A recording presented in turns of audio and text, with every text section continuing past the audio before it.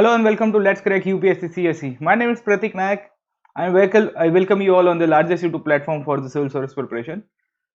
हम लोग एनसीईआरटी के टॉपिक्स को कर रहे थे प्रीवियस क्लास के अंदर एंड एज ऑलवेज हम लोग उसी को कंटिन्यू करते हैं और नेक्स्ट चैप्टर के ऊपर चले जाते हैं जहां पे हम लोग आज के सेशन के अंदर डिस्कस करने वाले हैं in the social reforms in India और कैसे इंडिया के अंदर वुमेन कास्ट और मल्टीपल जो रिलीजियस इश्यूज थे उसको लेकर 19th सेंचुरी के अंदर रिफॉर्म आता है। बट बिफोर प्रोसीडिंग फर्दर थोड़ा बहुत मेरे बारे में बता देता हूँ। पिछले 7 साल से पढ़ा रहा हूँ ऑनलाइन ऑफलाइन प्लेटफॉर्म्स के अंदर, बहुत सारे स्टूडेंट्स को मैंने गाइड किया हुआ है। लेट्स क्रैक यूपीएससी सीएसई के चैनल के ऊपर आपको यहाँ पे एनसीईआरटी और वेरियस टॉपिक्स हिस्ट्री करा रहा हूँ, साथों साथ मैं अनअकैडमी प्लस के ऊपर भी पढ़ाता हूँ। आपको जानकारी होगी इंडिया का लार्जेस्ट लर्निंग प्लेटफॉर्म है जहाँ पे मल्टीपल टीचर्स पढ़ाते हैं, लाइव क्लासेस होते हैं, डेली लेक्चर्स होते हैं और साथों साथ आप अनलिमिटेड टाइम लेक्चर्स को अटेंड भी कर पाओगे। यहाँ पे आपको इंडिया के टॉप मोस्ट एजुकेटर्स मिलेंगे, उनमें से मैं भी एक एजुकेटर के रूप में यहाँ पे प्लेटफॉर्म के साथ जुड़ा हुआ हूँ। मैं आपको वेलकम करता हूँ कि आप हमारे साथ जुड़िए ऑन दी अनअकैडमी प्लस, क्योंकि यहाँ पे बहुत ही मल्टीपल कोर्सेज अवेलेबल है और आप एक बार सब्सक्रिप्शन लोगे तो you will be able to attend all the lectures, all the courses, all the educators और मेरे जितने भी क्लासेस हैं उन सबको भी आप अटेंड कर पाओगे। इसके सिवा history, polity, geography, environment, economics, you see multiple topics including some multiple optionals as well are also covered on the Unacademy plus subscription. So I welcome you all. मैं आपको वेलकम करता हूँ कि आप आइए हमारे साथ अनअकैडमी प्लस के ऊपर, आपको बहुत ही शानदार तरीके से हम लोग तैयारी करवाएंगे। सब्सक्रिप्शन लेने के लिए आपको क्या करना है, तो आप 1 ईयर या 2 ईयर का सब्सक्रिप्शन ले सकते हो एंड 1 ईयर की 44,000 फीस है। If you use the referral code, अगर आपने ये रेफरल कोड यूज किया है PN लाइव, तो आपको 10% डिस्काउंट मिलेगा। ये कोड है जो आप अपने दिमाग के अंदर सेट कर दीजिएगा। इनफैक्ट ये सब्सक्रिप्शन कोड आप कहीं पे भी यूज कर सकते हो, आपको 10% डिस्काउंट मिलेगा ही। पर यूपीएससी सीएसई के अंदर आपने ये यूज किया तो डेफिनेटली आप मेरे साथ जुड़ पाओगे और मैं जिस तरह से आपको तैयारी कराऊंगा तो आई मेक श्योर कि आपका हिस्ट्री ऐसा सब्जेक्ट बहुत ही उम्दे तरीके से कवर हो जाए। 2 ईयर्स की फीस है 64,000 और यहाँ पे भी अगर आपने PN लाइव यूज किया है तो fees will come back to 57,600। तो ये भी एडवांटेजेस आपके लिए रहेगा। इसके सिवा अनअकैडमी आइकॉनिक सब्सक्रिप्शन लेके आया है। बहुत सारे स्टूडेंट्स चाहते हैं कि सर उनको पर्सनल मेंटर मिल जाए, उनको पर्सनल कोचिंग दी जाए, और पर्सनल मेंटर और पर्सनल कोचिंग का जो पूरा का पूरा कंसेप्ट है वो आपको अनअकैडमी आइकॉनिक सब्सक्रिप्शन के अंदर मिल जाएगा। And in this personal coaching and personal mentoring I would से अनअकैडमी आपको एक पर्सनल कोच देगी जिसके थ्रू आप तैयारी कर पाओगे और हमारे लाइव क्लासेस तो अटेंड करने ही है, ठीक है। तो हम देखते हैं कि आपको एक टीचर के रूप में मैं तो कनेक्टेड रहूंगा, प्लस आपके साथ एक पर्सनल कोच होंगे जो आपको हेल्प करेंगे how to prepare for the civil services, क्या क्या प्रॉब्लम है सिविल सर्विसेज के अंदर तैयारी करने में, वो सब है ना। तो प्लस की जो तैयारी है वो तो साथों साथ रहेगी ही। But if you opt for iconic subscription, अगर आप आइकॉनिक सब्सक्रिप्शन के लिए ऑप्ट करते हो तो आपको और भी एडवांटेजेस मिल जाएंगे, तो आप वो भी तैयारी के रूप में आराम से कर पाओगे। सो आई वेलकम यू ऑल, आप इसको तैयार करिए। अनअकैडमी आइकॉनिक के लिए, अनअकैडमी आइकॉनिक सब्सक्रिप्शन लेने के लिए भी आपको PN live referral code use करना है। 2 ईयर्स का 99,000 है, the fees will come back to 89,000।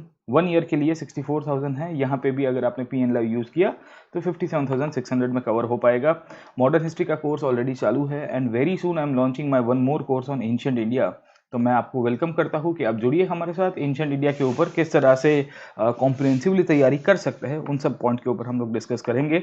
हमारे स्पेशल क्लासेस अनअकैडमी के ऊपर चलते हैं। एक स्पेशल क्लास मेरा इनफैक्ट 19 तारीख को था, अभी एक और स्पेशल क्लास नेक्स्ट संडे को होगा, तो मैं आपको उसके लिए भी वेलकम करूंगा। आप जुड़ सकते हो हमारे साथ। एनसीईआरटी को फिर से शुरू करते हैं और हमने प्रीवियस क्लास के अंदर चैप्टर नंबर 7 तक पढ़ा था और मैंने आपको बताया था कि ऐसे कंपनी इनफैक्ट इंडिया के लोगों को एजुकेट करना चाहती थी, कंपनी और ब्रिटिश क्राउन दोनों, ठीक है। तो इन द प्रीवियस क्लास हमने पढ़ा था कि कैसे कंपनी और क्राउन दोनों ने एजुकेशन रिफॉर्म्स को इंप्लीमेंट करा इंडिया में। अब आगे देखते हैं इंडिया के अंदर वुमेन इश्यूज को लेकर क्या क्या रिफॉर्म्स होते हैं, how the women issues started in India and how multiple women and the caste reform started in the I would say the 19th century. 19वीं शताब्दी तक आते आते किस तरह से मल्टीपल फंडामेंटल डेवलपमेंट्स होते हैं regarding the women and the caste reforms in India, ठीक है। तब उसके ऊपर चले जाते हैं, let us try to understand, और सोशल रिफॉर्म्स के टॉपिक के ऊपर चलते हैं आज के सेशन के अंदर, ठीक है।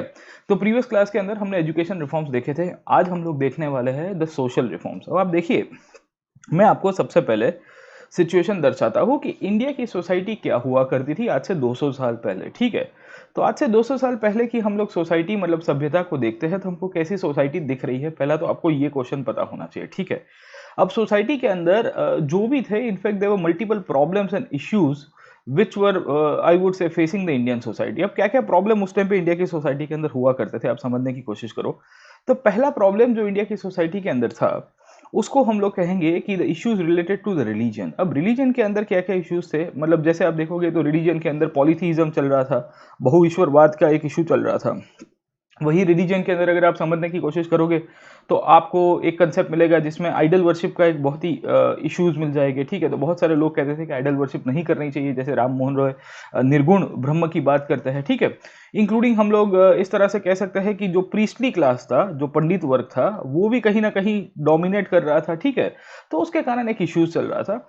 दूसरा इशू चल रहा था कास्ट का इशू। अब कास्ट का इशू क्या था साहब? What was the issue of the caste, ठीक है। तो caste based discrimination was rampant, जैसे आज की तारीख में भी है कि जाति आधारित जो भेदभाव है वो अभी भी चालू है। तो आज से 200 साल पहले तो बहुत ही खराब कंडीशन थी, ठीक है।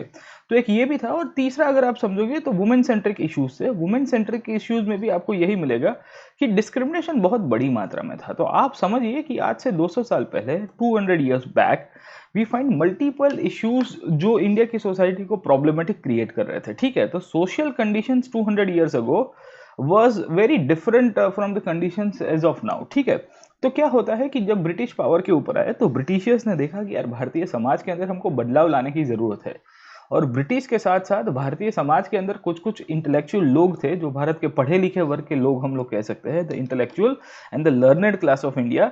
इन सब ने भी डिसाइड किया कि हमको इंडिया की सोसाइटी को बदलना चाहिए, हमको इंडिया की सोसाइटी के अंदर कुछ चेंज लाना चाहिए, समझे। तो क्या होता है कि जो इंडिया के लर्नेड लोग थे, इंडिया के जो सोशल लोग थे, जो ब्रिटिश लोग थे, उन सब ने इकट्ठा करके धीरे धीरे धीरे इंडिया में सोशल रिफॉर्म्स लाने की शुरुआत की, ठीक है। तो ये जो टॉपिक है, ये टॉपिक आपका सोशल रिफॉर्म्स के साथ जुड़ा हुआ टॉपिक है। किसका टॉपिक है बेटा? This is related to the social reforms. तो आपको पहले तो पता होना चाहिए कि सोशल रिफॉर्म्स क्या है, ठीक है। और आपको दूसरा ये पता होना चाहिए कि क्यों होता है। तो आपका एक क्वेश्चन है व्हाट इज सोशल रिफॉर्म्स, दूसरा है व्हाई सोशल रिफॉर्म्स, ठीक है। अब देखो why is very important rather than the what concept. Why I am saying, क्योंकि अगर आप समझने की कोशिश करोगे कि वाई के कंसेप्ट के ऊपर जब हम लोग सोशल रिफॉर्म्स को देखते हैं तो हमको जानकारी मिलती है कि भाई सोशल रिफॉर्म्स के अंदर बहुत सारे डायमेंशंस थे, बहुत सारे इश्यूज हमको देखने को मिलते हैं। और वो जो भी सोशल रिफॉर्म्स का डायमेंशंस और इश्यूज को हम लोग जब समझते हैं तो उसके अंदर बहुत मल्टीपल चीज़ें थी जो बदलने की आवश्यकता हो गई थी बाय दिस पीरियड, ठीक है। तो इंडिया की सोसाइटी बहुत सारे प्रॉब्लम से उस टाइम पे गुजर रही थी, बहुत सारे स्ट्रक्चरल इश्यूज उभर के आ रहे थे, तो उसको चेंज करना बहुत ही अनिवार्य था, उसको ज़रूरी था बदलना। इसके लिए इंडिया के अंदर सोशल रिफॉर्म्स होते हैं, ठीक है। तो पहला जो टॉपिक है एनसीईआरटी के अंदर, उसमें लिखा गया है कि 200 साल पहले क्या सोसाइटी हुआ करती थी, क्या क्या इश्यूज थे। उसके बाद 19th सेंचुरी तक आते आते जैसे कंपनी पावर के ऊपर आई, ईस्ट इंडिया कंपनी पावर के ऊपर है, और ईस्ट इंडिया कंपनी के बाद कौन आया? ब्रिटिश क्राउन पावर के ऊपर आया। तो इन सब ने कैसे सोशल रिफॉर्म्स को इनिशिएट कराया, और साथों साथ जो इंडियन कम्युनिटी थी उन्होंने भी सोशल रिफॉर्म्स को हाईलाइट कराया। इंडिया में क्या क्या इश्यूज थे सोशल रिफॉर्म्स को लेके? एक तो वुमेन का इशू था, वुमेन का विडो रीमैरिज का था, वुमेन एजुकेशन को लेके था, वुमेन को अपलिफ्ट करने के लिए इश्यूज था। तो बहुत सारे रिफॉर्मर्स हमको मिलेंगे यहाँ पे सोशल रिफॉर्म्स के अंदर। वी फाइंड मल्टीपल रिफॉर्मर्स जो है समाज सुधार को शुरू करेंगे। इंक्लूडिंग एक इशू था, वो था कास्ट सिस्टम का। और कास्ट सिस्टम के अंदर भी आपको इंडिविजुअल रिफॉर्मर्स मिलेंगे, जैसे ज्योतिबा फुले से लेके एक से एक बड़े दिग्गज हो गए, बाबा साहेब आम्बेडकर जैसे लोग हो गए, जिन्होंने इनफैक्ट सोशल रिफॉर्म्स को आगे लाने के लिए कोशिश किया था। इंक्लूडिंग सोशल रिफॉर्म्स के अंदर ही कास्ट सिस्टम के अंदर आपको टेम्पल के अंदर एक मूवमेंट मिलेगा, टेम्पल एंट्री मूवमेंट। तो ये जो टॉपिक है उसको भी हम लोग ये चैप्टर के अंदर पढ़ेंगे। और इंडिया के अंदर सामाजिक रूप में पहले जो डिप्रेस क्लासेस थे, मतलब जो वंचित वर्ग था, उसको मंदिरों के अंदर जाने के अंदर अनुमति नहीं थी। तो सोशल रिफॉर्म्स के द्वारा हमको ये भी देखने को मिल रहा है कि जो डिप्रेस क्लासेस है उसको मंदिरों में जाने का परमिशन भी दिया जाता है। Over a period of time caste system के अंदर जो ब्राह्मणिकल डोमिनेशन था उसको तोड़ने के लिए we find a movement called as the non Brahmin movement. तो आपको पेरियार करके एक लीडर मिलेंगे, ईवी रामास्वामी नायकर, वो कहीं ना कहीं ये नॉन ब्राह्मण मूवमेंट को इनफैक्ट लीड करेंगे। और बहुत सारे मल्टीपल रिफॉर्मर्स थे जिन्होंने अपने आइडियाज और मैं कहूँगा इंस्टीट्यूशन बनाते हुए इंडिया के अंदर सोशल रिफॉर्म्स लाने की शुरुआत की। समझे आप लोग? ठीक है। तो ये चैप्टर के अंदर सोशल रिफॉर्म्स को हम लोग बहुत ही ब्रीफली पढ़ेंगे क्योंकि एनसीईआरटी का लेवल है। बट अगर आप कोई भी रेफरेंस बुक के अंदर देखोगे या अगर आप मेरे क्लास के अंदर आओगे तो सोशल रिफॉर्म्स एक ऐसा टॉपिक है जहां मैं प्लस के ऊपर भी 5 से 6 घंटा पढ़ाता हूँ। मतलब आप समझिए कि इतना लेंदी टॉपिक हो जाता है सोशल रिफॉर्म्स को समझने के लिए, ठीक है। तो सोशल रिफॉर्म्स के अंदर से क्वेश्चन कहाँ से आएंगे, ठीक है। क्वेश्चंस कहाँ से आएंगे तो मैं आपको बता देता हूँ। आपको पहला क्वेश्चन आता है, वो है नेम ऑफ द रिफॉर्मर। क्या आता है? नेम ऑफ द रिफॉर्मर, ठीक है। मैं आपको पहला फॉर्मेट बता देता हूँ क्योंकि क्वेश्चन यहाँ से आएंगे तो हम लोग उस हिसाब से पढ़ेंगे तो ज़्यादा ठीक रहेगा। कौन कौन इंसान थे? जैसे राम मोहन रॉय था, ठीक है, गेटिंग माय पॉइंट और नॉट। या उसी को ही आप एक देखोगे तो हेनरी विवियन डेरिजियो करके एक और यंग बंगाल मूवमेंट का था। या मैं कहूंगा कि दयानंद सरस्वती हुआ करते थे, ठीक है। तो ये जितने भी रिफॉर्मर थे ये इंडिविजुअल रिफॉर्मर थे। इन्होंने कभी कभी कोई अपनी इंस्टीट्यूशंस बनाई होती है, इन्होंने अपनी संस्थाएं बनाई होती है, ठीक है। तो दूसरा क्वेश्चन कभी कभी यहां से आता है कि कौन सी संस्था किसने बनाई थी, who established the institutions in India, ठीक है। तीसरा क्वेश्चन आपको यहाँ से आता है कि इनका अप्रोच क्या क्या हुआ करता था, ठीक है, सोशल रिफॉर्म्स को लेके इन्होंने अपना अप्रोच कैसा बनाया था। अब देखो अप्रोच क्या कहते हैं, what do mean by the word approach. हाँ, तो अप्रोच का मतलब है कि समाज को सुधारना था पर सबका रास्ता अलग अलग था, ठीक है। जैसे मैं हम लोग कहूंगा कि आपका राम मोहन रॉय है, तो राम मोहन रॉय का जो रास्ता था वो अलग है। राम मोहन रॉय के सामने अगर आप हेनरी विवियन डेरिजियो का रास्ता देखोगे तो वो आपको अलग मिलेगा। हेनरी विवियन डेरिजियो के सामने अगर आप दयानंद सरस्वती का रास्ता देखोगे तो वो भी अलग मिलेगा, समझे आप लोग, है ना। तो आपको इसको तीन अप्रोच के अंदर मिलेगा। तो एक को हम लोग कहते हैं रिफॉर्मिस्ट अप्रोच के रूप में पहचानते हैं, ये मॉडर्निस्ट अप्रोच है। एक रेडिकलिस्ट अप्रोच के रूप में पहचानते हैं, और तीसरा जो है उसे हम लोग कहते हैं रिवाइवलिस्ट। क्या कहते हैं, रिवाइवलिस्ट, है ना। तो ये तीनों के तीनों आपको अप्रोच पता होने चाहिए। तीसरा, इनके द्वारा कोई बुक्स पब्लिश की जाती है, इनके द्वारा कोई, मैं कहूंगा कि कोई जर्नल पब्लिश की जाती है, कोई मैगजीन पब्लिश की जाती है, तो उसके ऊपर से भी क्वेश्चन आ जाता है। You find multiple questions from the magazine, book, journal, newspaper कोई पब्लिश किए जाते थे, ठीक है। तो एक ये आ जाएगा। चौथा क्या था कि इन्होंने कौन से इश्यूज को टचअप किया है, कोई भी सोशल रिफॉर्मर था उसने क्या क्या इश्यूज को टचअप किया। तो इश्यू तीन ही थे, आप हमेशा याद रखिएगा। एक तो था कास्ट का इशू था, दूसरा था रिलीजन का इशू था, और तीसरा कौन सा मिलेगा आपको, वुमेन सेंट्रिक इशू मिलेगा। जो जेंडर डिस्क्रिमिनेशन भारत के अंदर हो रहा था, भेदभाव हो रहा था, वो एक इशू के रूप में हमको चीजें मिल जाएगी, ठीक है। तो ये तीनों के तीनों इश्यूज को कौन से रिफॉर्मर में टच किया, वहां से क्वेश्चन निकल जाते हैं, है ना। तो आप जब सोशल रिफॉर्म्स पढ़ोगे, इनफैक्ट हम लोग एनसीईआरटी में अभी पढ़ रहे हैं, तो एनसीईआरटी के अंदर भी हम लोग इसी अप्रोच के साथ देखेंगे। अब पहले देखते हैं कि इंडिया की सोसाइटी कैसी हुआ करती थी, what was the situation of the Indian society 200 years अगो, ठीक है। तो 200 साल पहले कैसे इंडिया की सोसाइटी हुआ करती थी और क्यों सोशल रिफॉर्म्स होते हैं, है ना। तो एक एक करके हम लोग एनसीईआरटी के अंदर जो चीज़ें लिखी गई है उसके ऊपर देखते हैं और उसके बाद आगे चलेंगे। अब एनसीईआरटी का जब आप पहला ये पेज खोलोगे, अगर आपने पास अभी एनसीईआरटी खोल के बैठी, अच्छा मैं आपको है ना एक इंटरेस्टिंग चीज़ बता देता हूँ बच्चों, कि आप क्या करिए बेटा कि आप है ना एनसीईआरटी की कॉपी साथ में लेके बैठिए, क्योंकि एनसीईआरटी की कॉपी साथ में लेकर बैठोगे ना तो आपका रीडिंग भी हो जाएगा और लेक्चर्स भी कवर हो जाएंगे, समझे आप लोग, है ना। तो मैं जो जो पढ़ा रहा हूँ उसको साथ में लेकर पढ़ोगे तो भी चलेगा, या तुरंत का तुरंत पढ़ लीजिएगा, मतलब इमीडिएटली जैसे ही हमने टॉपिक को खत्म किया उसके बाद तुरंत ही आप एनसीईआरटी को कवर की दीजिएगा। क्योंकि क्या होगा, तो सो दैट आपकी है ना तैयारी अच्छे से हो पाएगी और आप बहुत इफेक्टिवली कर पाओगे। अब सबसे पहले जब आप बुक को खोलोगे या ये चैप्टर की शुरुआत देखोगे, तो चैप्टर के शुरुआत के पेज के ऊपर ही इंट्रोडक्शन का जो पेज है वहां पे ही आपको ये फोटोग्राफ दिखेगा। ये फोटो के अंदर सती की एक प्रैक्टिस दिखाई गई है। अगर आपको जानकारी होगी तो पहले के टाइम के अंदर वुमेन जब विडो होती थी, विडो होने का मतलब क्या है कि जब कोई भी स्त्री थी, स्त्री का जो हस्बैंड था वो गुजर जाता था, पति गुजर जाता था, तो उसको सती के रूप में खत्म कर दिया जाता था। मतलब she was suppose to sit on the funeral pyre. Funeral pyre का मतलब क्या होता है माय फ्रेंड, कि मतलब ऐसी कोई भी औरत जिसका हस्बैंड का डेथ हो गया है तो उसकी जो चिता होती है हस्बैंड की, उसकी जो चिता होगी जहाँ पे उसको अग्निदा दी जा रही है वहां पे ही वो औरत बैठ जाएगी, ठीक है। ये जो पेंटिंग है, ये पेंटिंग किया था बाल्थाजार सॉल्विन नाम के एक पेंटर थे, इन्होंने 1813 के आसपास का था। और इस तरह से जो भी आपके यूरोपियंस थे वो यूरोपियंस ने इस प्रकार से मल्टीपल पेंटिंग किए। और इस तरह से अंग्रेज जब भारत के अंदर आते हैं वो देखते हैं भारतीय समाज के अंदर कि सती नाम की प्रैक्टिस तो बहुत ही घिनौनी प्रैक्टिस है, इसके लिए उसको बारबेरिक कहा गया है, ठीक है। अब ये बारबेरिक है कि नहीं है उसको लेके अभी भी बहुत सारे ओपिनियन है, बहुत सारे स्कॉलर्स का मानना है कि अंग्रेजों ने सती प्रथा को बढ़ चढ़ के दिखाया था। इंडिया में केसेस होते थे सती के, ऐसा नहीं है कि नहीं होते थे, पर जिस तरह से अंग्रेजों ने अपने हिस्ट्री के अंदर जो सती सिस्टम को हाईलाइट किया है, तो उनका ये मानना था कि भाई ये सती ही बहुत ही खतरनाक चीज़ है, और मतलब है ना इस इंडिया तो बहुत ही बारबेरिक कंडीशन में है। इनफैक्ट यूरोप के अंदर मैं आपको बताता हूँ, यूरोप के अंदर एक टाइम के ऊपर विच हंटिंग हुआ करता था। क्या होता था मेरे my friend, which hunting. What do you mean by which hunting. तो औरत को कहा जाता था कि तेरे अंदर भूत आ गया, मतलब तू चुड़ैल हो गई है, तू डाकन हो गई है, ठीक है। तो उसको कहा जाता है कि तुम्हारे अंदर भूत आ गया है, तुम कोई प्रकार की है ना ओ स्त्री हो, ठीक है, ओ स्त्री कल आना वाली स्त्री हो, है ना। तो इसके कारण बहुत सारे लोगों ने औरतों को वहां पे भी मारा था। मतलब वो गांव वाले इकट्ठे होते थे, पत्थर मारते थे, लाठी से मारते थे। तो इस प्रकार की बारबेरिक प्रैक्टिसेस या इस प्रकार की मैं कहूंगा सुपरस्टिशियन आधारित जो प्रैक्टिसेस है वो सब जगह मिलती है, ऐसा नहीं है कि खाली एक ही जगह मिलेगी, है ना।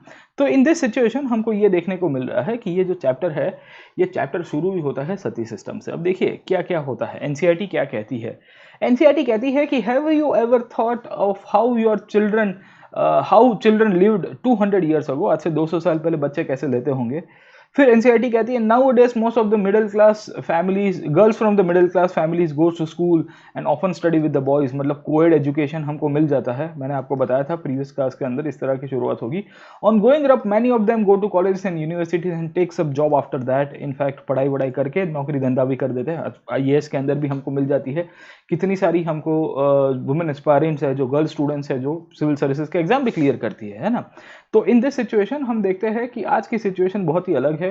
क्यों? क्योंकि आज की सिचुएशन के अंदर अगर आप समझिए कि वो जब शादी भी करते हैं तो लीगली एडल्ट होने चाहिए, मतलब 18 ईयर्स की मिनिमम एज होनी चाहिए, और उसी के बाद वो शादी कर सकते हैं। They can marry any person from any caste community and the widows as well, है ना।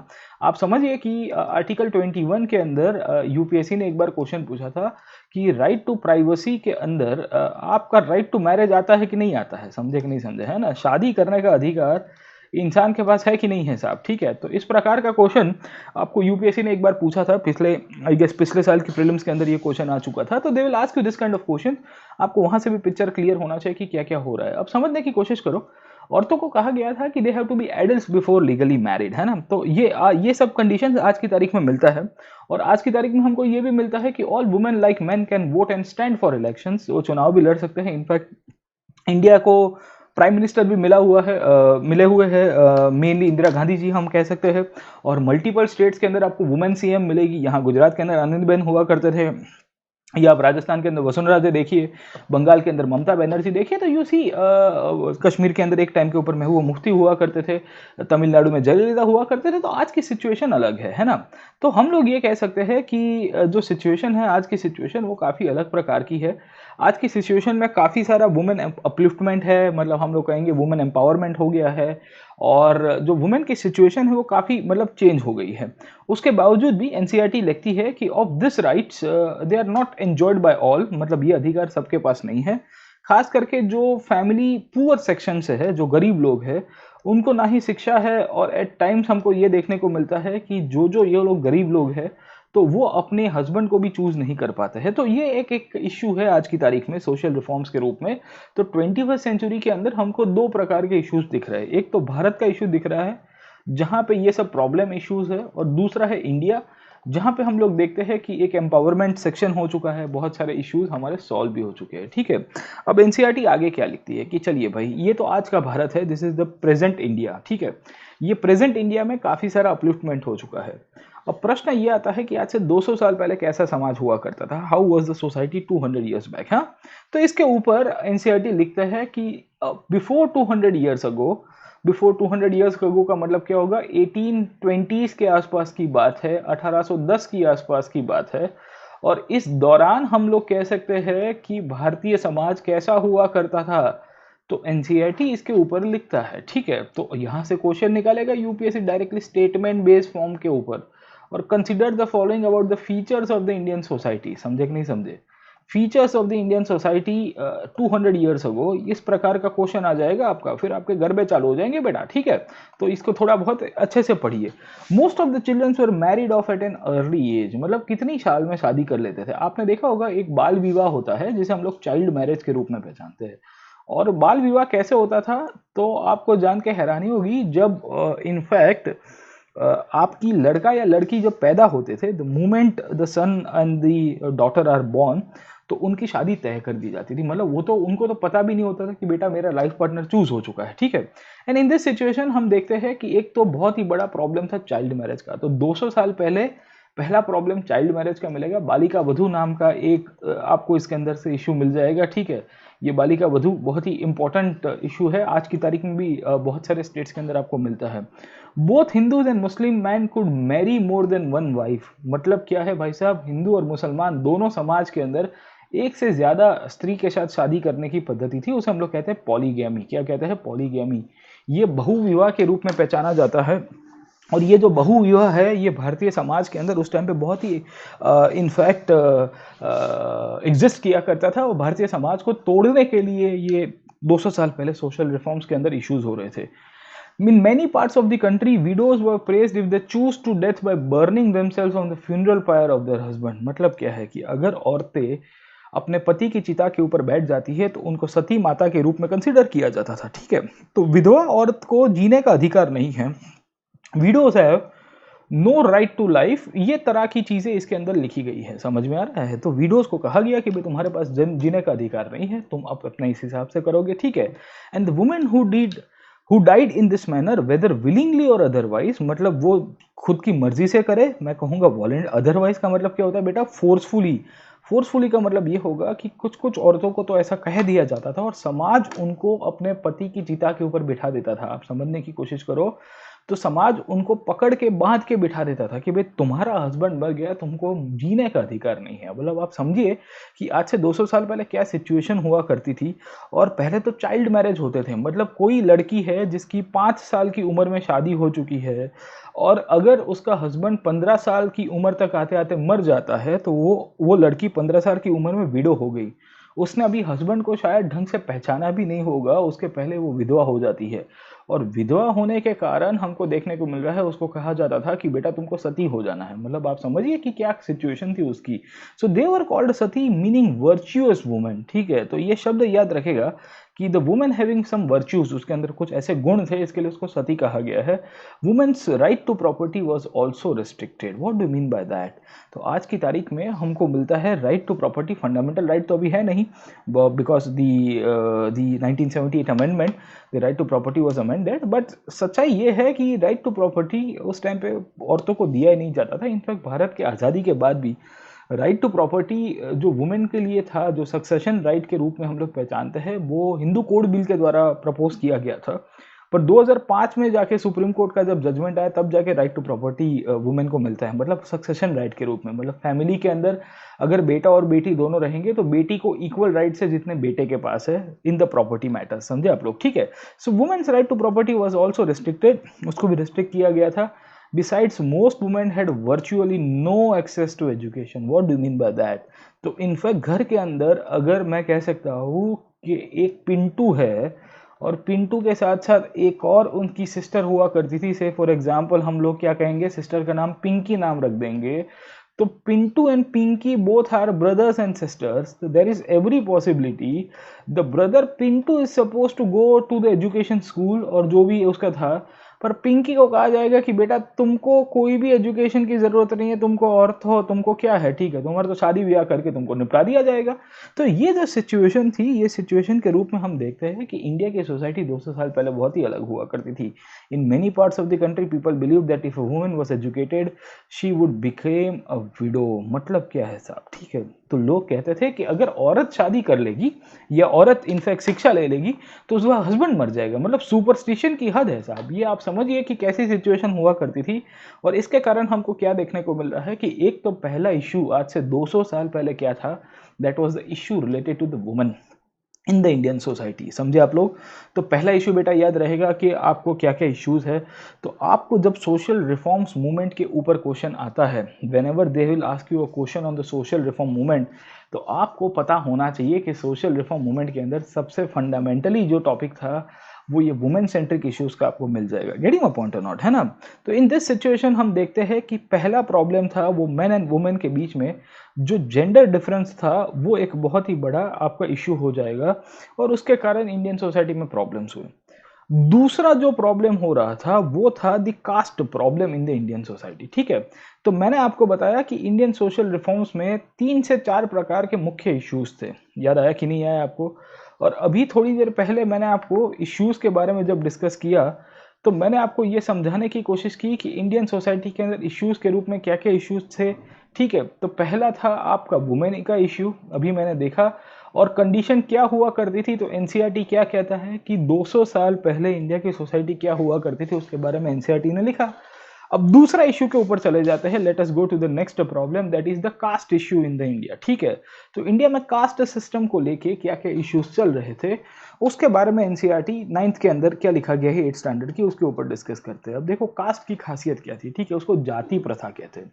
अब पहले क्या था, अगर आपने थोड़ा बहुत एंशिएंट इंडिया के बारे में जानते हो तो इंडिया की सोसाइटी को 4 वर्ण के अंदर डिवाइड किया गया था। द ब्राह्मण, क्षत्रिय, वैश्य एंड शूद्र।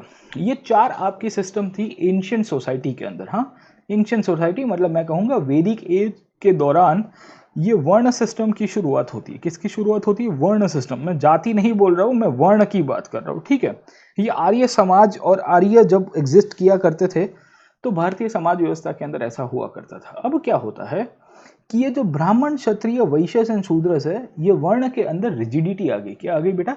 रिजिडिटी आना। रिजिडिटी का मतलब क्या है कि पहले ऐसा था इन द एंशियंट सोसाइटी, आदमी का वर्ण यूज होता था या उसका वर्ण डिसाइड होता था based on the occupation. What do mean bye based on occupation? That means कि कोई भी इंसान अगर ब्राह्मण है तो उसी को ही ब्राह्मण कहलाया जाएगा जिसके पास ज्ञान है। Any person who has got education was called to be Brahmin. Any person who is doing the business और द ट्रेडिंग बिजनेस, या जो भी व्यापार कर रहा है, तो उसको बेसिकली क्या कहा जाता था? उसको हम लोग वैश्य के रूप में पहचानते थे। अब प्रॉब्लम क्या होता था? What was the problem at that time? Over a period of time इसके अंदर रिजिडिटी आ गई। समझे कि नहीं समझे? अब जब रिजिडिटी आती है तो ये जो वर्ण सिस्टम है ये स्थगित हो गया। स्थगित होने का मतलब ये है कि जो इंसान ब्राह्मण है उसका बेटा फिर ब्राह्मण ही कहलाया जाएगा। जो इंसान क्षत्रिय है, जो राजा कुल का है, या मैं कहूंगा कि जो समाज की रक्षा करने का काम करता है, उसके फैमिली वाले सबके सब क्षत्रिय कहलाए जाएंगे। और उसके बाद जो वैश्य है और शूद्र जो सबसे नीचे आया करते थे, उनको ये अंदर भी रिजिडिटी आ गई। अब इसके अंदर लोगों के जो ऑक्यूपेशन है वो डाइवर्सिफाई होते गए। समझे कि नहीं समझे? डाइवर्सिफिकेशन ऑफ द ऑक्यूपेशन का मतलब क्या होता है? What do mean bye diversification of occupation my friend? तो डाइवर्सिफिकेशन ऑफ ऑक्यूपेशन का मतलब ये होगा मेरे दोस्तों कि एक ऐसी पद्धति जहां लोगों के कामकाज जो थे, लोगों की कामकाज करने की जो प्रैक्टिस की जो तरीके थे, उसके अंदर बदलाव होने की शुरुआत हो गई। ठीक है। सो हमको क्या देखने को मिला? What we are finding as of now कि because of the diversification in the occupational pattern, तो उसके अंदर रिजिडिटी, अगर उसके अंदर ये जो वर्ण सिस्टम है उसके अंदर से ही शब्द आया जाति प्रथा, जिसे हम लोग कहते हैं कास्ट सिस्टम। ठीक है। और कास्ट के अंदर, इसके अंदर शूद्र हो गए, वैश्य हो गए, क्षत्रिय हो गए, ब्राह्मण हो गए, उसके अंदर एक पूरी हायरार्की क्रिएट की जाती है। ठीक है। ये जो हायरार्की थी इंडिया के अंदर, ये हायरार्की के रूप में हमको देखने को मिलता है कि ब्राह्मण्स और क्षत्रिय की जो जाति हुआ करती थी, the caste belonging to the Brahmins and the Kshatriya, ये अपने आप को अपर कास्ट कहा जाते थे कि हम ऊपर के जाति वाले हैं। The traders and the money lenders used to refer themselves as Vaishya. वो कहते थे कि भाई हम वैश्य से हैं। और उसके बाद किसान आएगा, आर्टिजन्स आएगा, मजदूर आएगा, जिसको शूद्र कहा जाता था। समझे आप लोग? ठीक है। So in this situation we find कि आपकी ये जो रिजिडिटी है कास्ट सिस्टम के अंदर धीरे धीरे उभर के आई बाय द मॉडर्न पीरियड। और हमको ये देखने को मिल रहा है कि एक बहुत ही स्ट्रक्चरल एक इशू क्रिएट हुआ। Getting my point? इसके साथ साथ ये शूद्र के अंदर में भी सबसे लोएस्ट ऑफ लोएस्ट, मैं कहूंगा लोएस्ट ऑफ लोएस्ट का मतलब क्या है कि नीचे में भी सबसे नीचे के लोग होंगे, उनको शहर के बाहर रखा जाएगा, पूरे दिन मजदूरी के लिए उनको काम कराया जाएगा, और उनको कहा जाता था कि भाई तुम पवित्र नहीं हो, तुम सब कुछ है ना पॉल्यूट करोगे, तुम अपवित्र करोगे, और इसके लिए तुमको शहर के बाहर रखना है और तुमको हमारे लिए काम करना है। समझ में आ रहा है कि नहीं आ रहा है आपको? ठीक है। So in this situation many of the lowest community within the Shudra caste were considered to be the untouchables। क्या कहते हैं? अनटचेबल्स। कहा जाता था कि भाई तुम्हारे साथ हमको एक मिनिमम डिस्टेंस मेंटेन करना पड़ेगा। कौन कहता था? कि अपर कास्ट यूज्ड टू से कि तुम अनटचेबल में आते हो, तुम अस्पृश्यता के रूप में हमारे साथ नहीं खड़े रह सकते, तुम्हारा परछाया भी हमारे ऊपर नहीं होना चाहिए। जो साया है ना, साया हम लोग शैडो कहते हैं, कि तुम्हारा साया भी हमारे ऊपर नहीं पड़ना चाहिए, क्योंकि तुम्हारा साया हमारे ऊपर पड़ेगा तो हमारा जो पवित्रता है, हमारे अंदर का जो गुण जो है, हमारे वर्चू से, वो सब पॉल्यूट हो जाएंगे। और उसके कारण कास्ट सिस्टम इतनी रिजिड थी कि आप बात मत करो। और कास्ट सिस्टम के अंदर इश्यूज क्या थे? तो वी फाइंड कि जो आपके शूद्र कम्युनिटी के लोग हैं, जिनके अंदर अनटचेबल्स भी आया करते थे और भी लोग थे, उनको मंदिरों के अंदर जाने की अनुमति नहीं थी। उनको गांव के अंदर जो कुआं था, वो कुएं में से पानी पीने का अधिकार नहीं था। ना ही उनको कोई तालाब के अंदर नहाने का अधिकार था, जहां पे गांव वाले इनफैक्ट अपना रोजिंदा जो भी दिनचर्या है वो पूरा कंप्लीट करते थे। और इसी के कारण हमको ये देखने को मिल रहा है कि ये जो शूद्र कम्युनिटी के लोग हैं, जिनको अनटचेबल्स के रूप में कहा जाता था, उनको एक इंफीरियर ह्यूमन बीइंग के रूप में ट्रीट किया जाता है। आप समझने की कोशिश करो कि इतनी खराब कंडीशन थी भारतीय समाज के अंदर कि कास्ट सिस्टम के कारण इतनी सारी डिस्क्रिमिनेशन हो रही, और छोटी से छोटी सिस्टम में हमको डिस्क्रिमिनेशन मिलेगी। तो उनका टेम्पल एंट्री का इश्यू हो गया, उनका पानी का इश्यू हो गया, वाटर पीने के लिए, और वाटर जो डेली एक्टिविटीज़ के लिए आपको चाहिए, जो पॉन्ड के अंदर आपको, लेक के अंदर, गांव के अंदर आपने हमेशा एक तालाब देखा होगा, और तालाब बेसिकली ये गांव वाले बनाते भी थे अगर तालाब नहीं मिलता है गांव के अंदर, क्योंकि उनको पता है कि पूरे साल के लिए जो पानी है ये तालाब से ही हम लोग इकट्ठा करेंगे। तो ये सब सिचुएशन में हमको समझ में आता है कि भाई इंडिया के अंदर जो जाति प्रथा थी, जिसे हम लोग कास्ट सिस्टम के रूप में पहचानते हैं, ये कास्ट सिस्टम काफ़ी डिस्क्रिमिनेटरी था, और ये कास्ट सिस्टम इंडिया की सोसाइटी को खोखला कर रहा था उस टाइम पे, और ये कास्ट सिस्टम के कारण हमारी सोसाइटी में भेदभाव काफ़ी बढ़ गया था। तो एनसीईआरटी में जो 3 इश्यूज है उसमें एक वुमेन है, वुमेन के बाद दूसरा है कास्ट, और कास्ट सिस्टम के अंदर हमको ये देखने को मिल रहा है कि बहुत भेदभाव था, और इसके कारण इंडिया की सोसाइटी में जब सोशल रिफॉर्म्स आते हैं तो 19th एंड 20th सेंचुरी में, मतलब 19th एंड 20th सेंचुरी का मतलब क्या होगा, 1901 से लेके, या मैं कहूँगा 1801 ऑनवर्ड से इंडिया के जो सामाजिक पद्धति है उसके अंदर बहुत सारे बदलाव आए ड्यूरिंग द ब्रिटिश टाइम्स, और ये बदलाव में जाति प्रथा को रिफॉर्म करने के लिए बहुत सारे लोगों ने आंदोलन किया। इनमें से ही कास्ट रिफॉर्मर्स के रूप में आपको बाबा साहेब जैसे लोग मिलेंगे, और बाबा साहेब ने क्या पानी के लिए सत्याग्रह किया था कि नहीं किया था? अगर आप बाबा साहेब आम्बेडकर का नाम जानते हो तो 1927 के अंदर बाबा साहेब भीमराव आम्बेडकर ने 1927 में महाड सत्याग्रह किया था। महाड सत्याग्रह की खासियत ही ये हुआ करती थी कि बाबा साहेब चाहते थे कि समाज सुधार के ऊपर जाके जो महार कम्युनिटी है, जो अनटचेबल कम्युनिटी के रूप में कंसीडर की जाती है, जिसको पानी पीने का अधिकार नहीं था अपने गांव के कुएं के अंदर और तालाब के अंदर, तो बाबा साहेब ने कहा कि मैं इसका विरोध करता हूँ और मैं जाके वहाँ से पानी लूँगा। ये कुआं हम सबका है, ये गांव वालों का सबका है, ऐसा नहीं है कि खाली दलित लोगों को या अनटचेबल कम्युनिटी को वहाँ से अलाउ नहीं किया जाएगा। तो इससे हमको समझ में आता है कि बहुत सारे रिफॉर्मर्स थे जिन्होंने कास्ट सिस्टम को क्रिटिसाइज किया। बाबा साहेब उनमें से एक थे। या ऐसे ही मैं रिफॉर्मर के रूप में आपको ज्योतिबा फुले का नाम बताऊंगा। ज्योतिबा फुले का नाम अगर आपने नाम सुना होगा तो ज्योतिबा फुले भी इनफैक्ट ये कास्ट सिस्टम को क्रिटिसाइज करते हैं। वो कहते हैं कि कास्ट सिस्टम एक ऐसी प्रथा है जो गुलाम की तरह है। इसके लिए उन्होंने किताब लिखी गुलामगिरी। आपने नाम सुना होगा, Gulamgiri is the name of the book that was written by Mahatma Jyotiba Phule. ये जो गुलामगिरी नाम की किताब है उसके अंदर भी उन्होंने यही हाईलाइट कराया है कि भाई देखो, समाज व्यवस्था के रूप में बहुत ही एक्सट्रीम तरह का शोषण हो रहा है और हमको इसको बदलना है। जो कास्ट सिस्टम के अंदर ब्राह्मण, क्षत्रिय, वैश्य, शूद्रस के बीच में जो हायरार्की क्रिएट हुई है उसको भी बदलने की आवश्यकता है, उसको ज़रूरत है। तो इन सब सिचुएशन में हम कहते हैं कि बहुत सारे आपको इश्यूज दिखेंगे and this is one of the reasons we find कि इंडिया में 3 इश्यूज उस टाइम पे बहुत ही प्रोमिनेंट थे। पहला इश्यू मैंने आपको बताया वो था आपका women centric issue. Women centric issue के अंदर हम लोग जब देखते हैं तो बहुत सारे रिफॉर्म्स वुमेन रिफॉर्मर्स ने किया। दूसरा इशू था कास्ट को लेके, जाति प्रथा को लेके, और तीसरा इशू था रिलीजन को लेके। रिलीजन में जो प्रीस्टली क्लास है, या मैं कहूँगा कि आउटसाइड इन्फ्लुएंस आ चुका है। आउटसाइड इन्फ्लुएंस किसका आ चुका है? तो भारतीय रिलीजन के अंदर बहुत सारे क्रिश्चियन मिशनरीज का प्रभाव पड़ गया था, और ये जो क्रिश्चियन मिशनरीज है इंडिया की सोसाइटी को बदलने के लिए इन्होंने पूरी साजिश करके रखी थी। हमने प्रीवियस क्लास के अंदर पढ़ा था कि कैसे कॉन्वेंट एजुकेशन के द्वारा इंडिया के एजुकेशन सिस्टम को बदलने की कोशिश की गई थी। हमने पढ़ा था कि नहीं पढ़ा था? प्रीवियस क्लास के अंदर हमने आपको बताया था कि इंडिया के अंदर कैसे क्रिश्चियन मिशनरीज ने हमारे लोगों को एजुकेशन देने के रूप में किस तरह से कन्वर्ट करने की कोशिश की थी। तो ये इनफैक्ट हम देखते हैं कि जो कास्ट सिस्टम, रिलीजन और वुमेन, इन तीनों के इश्यूज इकट्ठे हो और इंडिया में सोशल रिफॉर्म्स की शुरुआत हो गई। ये सोशल रिफॉर्म्स की जब हम लोग शुरुआत देखेंगे तो समझने की कोशिश करेंगे कि कैसे सबने अपने हिसाब से अलग अलग आइडियाज बनाते हुए इंडिया के अंदर सोशल रिफॉर्म्स करने की शुरुआत की। Getting my point? तो हम लोग देखते हैं when we try to understand the social reforms, तो सोशल रिफॉर्म्स के अंदर से ही अब एनसीईआरटी के अंदर एक टॉपिक आता है और उसका हेडिंग है वर्किंग टूवर्ड्स द चेंज। क्या लिखा गया है? Working towards the change. तो पहले हमने इश्यूज देख लिए। अब इश्यूज देख लिए तो अब कोई ना कोई कहेगा कि ये इश्यूज को बदलना है। अब बदलना है तो कैसे बदलोगे my friend? how to change that issue? Getting my point or not? From the early 19th century we find debates and discussions about the social customs and practices taking on a new character. लोग discuss कर रहे हैं कि ये जो customs है, रीत रिवाज कहते हैं उसको, प्रैक्टिसेस है, हमारे यहाँ पे जो परंपरा बन गई है, उसको कैसे बदला जाएगा।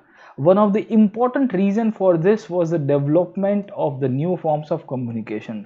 अब ये चर्चाएं क्यों हो रही थी? Why were the people were having debates and discussion? The fundamental reason we were discussing and having the debates was because the development of press. Because of the development of press, people were writing in the newspaper, people were writing in their journals, people were writing in their pamphlets, and the press development can be highlighted with the education reforms in India. हमने आपको कल के class के अंदर पढ़ाया था कि नहीं पढ़ाया था?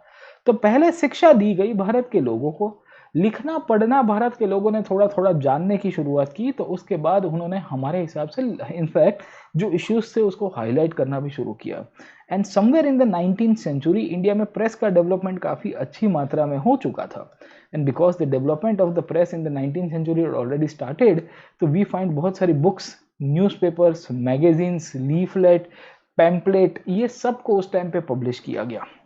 ये सब की सब चीज़ें उस टाइम पे जब पब्लिश होगी, बुक्स, मैगजीन, लीफलेट, पैम्पलेट, तो उन सब को पब्लिश करने के बाद हमको ये देखने को मिल रहा है कि भारतीय समाज व्यवस्था के अंदर लोग डिस्कस कर रहे हैं कि what is good for the society, what is bad for the society. समझ में आ रहा है? तो we find the social discussions have already started, and because the social discussions have already started, तो multiple things are coming up. बहुत सारी चीज़ें यहाँ से हमको उभर के आ रही है.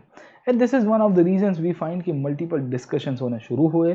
This were far cheaper and more accessible from the manuscript that we have studied in the class 7th. ठीक है, अगर आपको याद होगा तो पहले है ना मैन्यूस्क्रिप्ट होती थी, ये हैंड रिटन चलती थी. हाँ, पता नहीं आपने कितने लोग को स्टैंडर्ड 7th की एनसीईआरटी पता है, बट स्टैंडर्ड 7th की एनसीईआरटी में मैन्यूस्क्रिप्ट के बारे में बताया था. अब ये आपका प्रिंटिंग का शुरुआत है, तो इंडिया में प्रेस की शुरुआत होती है. तो बहुत सारे रिफॉर्मर थे, इन्होंने अपने न्यूज़पेपर्स पब्लिश करने शुरू किए थे. जैसे राम मोहन रॉय की मैं बात करता हूँ, तो राम मोहन रॉय का न्यूज़पेपर आया करता था संवाद कौमुदी. क्या नाम है बेटा? संवाद कौमुदी, नाम याद रखेगा.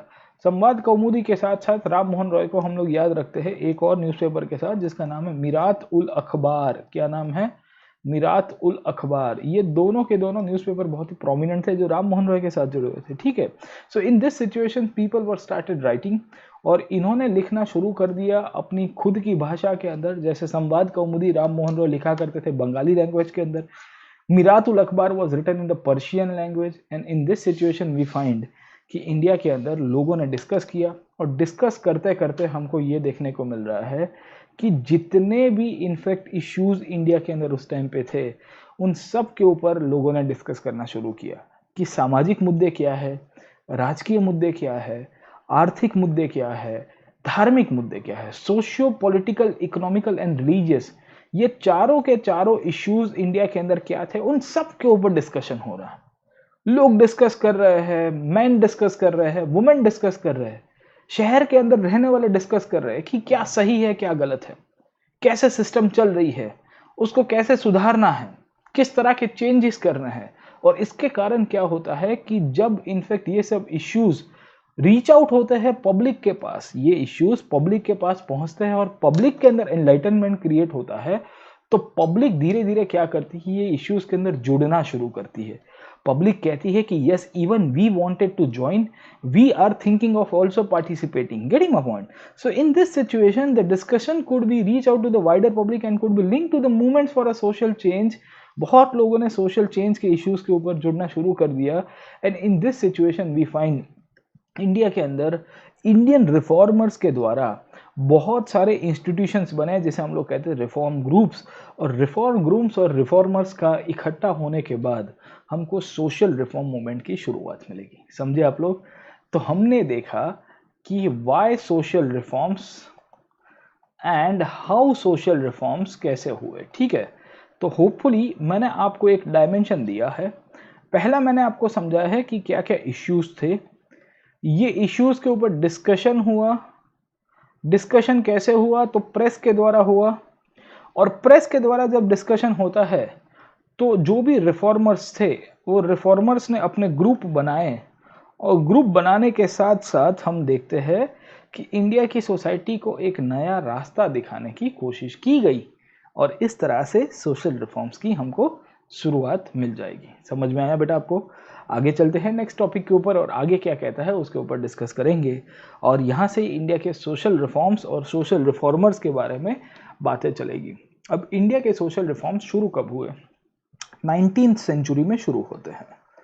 19th सेंचुरी की सी के अंदर जब सोशल रिफॉर्म्स की शुरुआत होगी, when the social reforms will be started in the 19th century, in this period we find multiple reforms approach and multiple things were developed।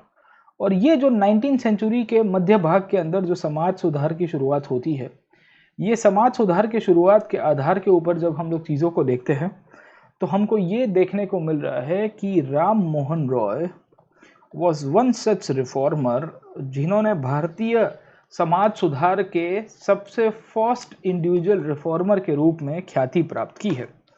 Ram Mohan Roy का नाम पता होगा, आगे उसके बाद टाइटल लगता है राजा राम मोहन रॉय।